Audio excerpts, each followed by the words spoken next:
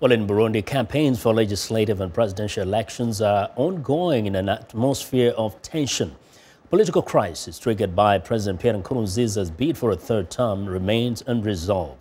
Efforts by the new United Nations facilitator of talks between rival factions have hit a snag.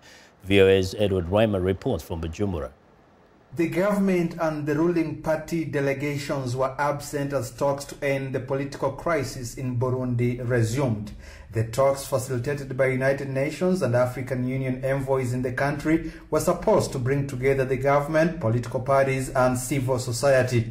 In a statement, the ruling party CNDD-FDD said they were preoccupied with the election campaign and had no time of participating in the political dialogue. The talks were supposed to be the first facilitated by new United Nations envoy to Burundi, Abdoulaye Bathil, following the resignation of Said Djinnit after the opposition complained of his abilities to facilitate the talks. Leading opposition leader Agathon Rwasa said they were all surprised that the government was absent.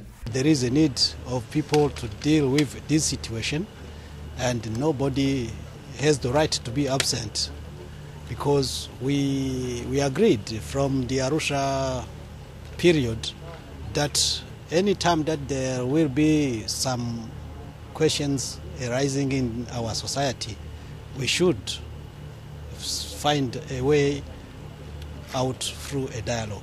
The ensuing political crisis in Burundi began when President Pierre Nkurunziza decided in April to seek a third term in office. That was followed by violent clashes between protesters and police, mainly in the capital Bujumbura, that have left more than 70 people dead, according to Burundi's civil society groups. Leading human rights defender Pierre Mbonipa told reporters that he hoped the new envoy will force President Nkurunziza to reconsider his decision to run and change the electoral dates because they were not agreed upon through a consensus.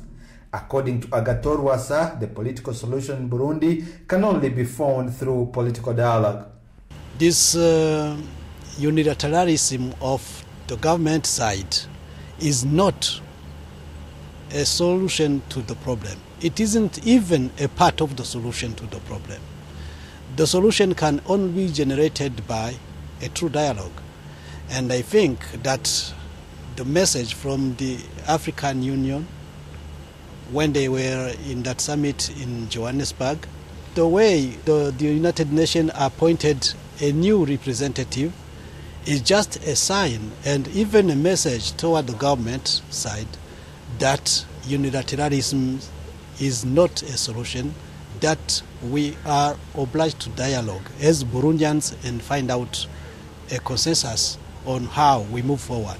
The African Union and the European Union have all called for a postponement of Burundi's July 15 presidential elections, saying a new date should be decided through negotiations between the government and the opposition. Well, viewers, Rwema reporting from Bujumbura. Now, we want to know what you think about Africa 54 and the stories we cover. Join the conversation on Facebook. The address is Africa 54, and check out our headlines 24/7 on voaafrica.com.